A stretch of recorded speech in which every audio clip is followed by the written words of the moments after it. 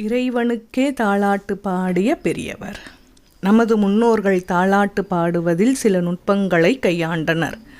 தாலாட்டு என்பது குழந்தையை உறங்க வைப்பது மட்டுமன்று, அதனோடு சேர்த்து உறவுகளையும் பண்பாட்டையும் இறை உணர்வையும் போதித்தனர். ஆனால் 12 ஆழ்வார்களில் ஒருவரான பெரியாழ்வார் தன்னையே தாயாக உருவகித்து கொண்டு பரந்தாமனாம் இறைவன் நாராயணனை குழந்தை கண்ணனாக எண்ணி தாலாட்டு பாடினார். தமிழில் பாடப்பெற்ற முதல் தாலாட்டு பாடல் இதுதான் என்பது குறிப்பிடத்தக்கது. அதில் இறைவனின் திரு அவதார சிறப்புகளையும் சேர்த்து பாடியுள்ளார். தன்னை தாயாக எண்ணிய பெரியாழ்வார் கண்ணனை குழந்தையாக எண்ணி தொட்டிலில் கிடத்தி தாலாட்டு பாடுகிறார். எப்படி கேளுங்கள். மாணிக்கம் கட்டி வைரம் இடை கட்டி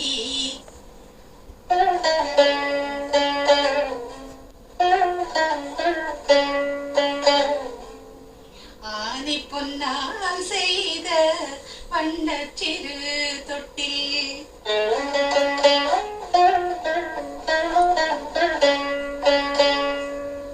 மாணிக்கம் கட்டி வைரம் இடை கட்டி ஆதி பொன்னால் செய்த வண்ணச்சிறு தொட்டில்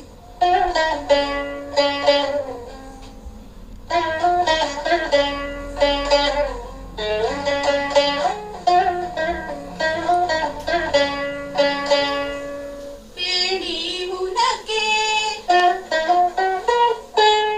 நிறமன் விடு தந்தானோ, பேணி உனக்கே நிறமன் விடு தந்தானோ,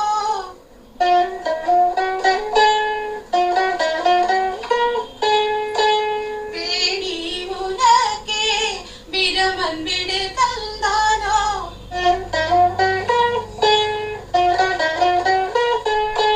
மாணி குரலனே தாலேலோ,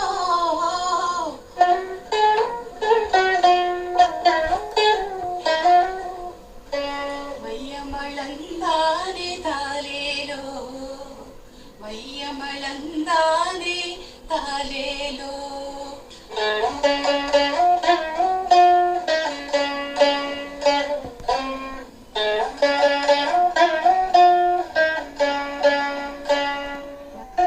ஆணிப்பொன் என்பதற்கு சிறந்த பொன் என்பதும், குறளன் என்பதற்கு வாமனன் என்பதும் பொருளாகும். குழந்தையான கண்ணனுக்கு தேவர்களும் தேவியரும் பலவிதமான அணிகலன்களை தந்தனர். அவற்றால் காக்கும் கடவுளான குழந்தையை அழகுக்கு அழகு செய்தனர். அதன் அழகில் பெரியாழ்வார் தம்மை மறக்கின்றார்.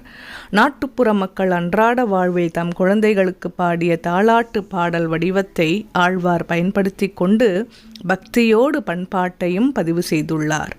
ஆகவே தாலாட்டு என்பது பண்பாட்டையும் வளர்க்கும் விதமாக இருக்க வேண்டும்.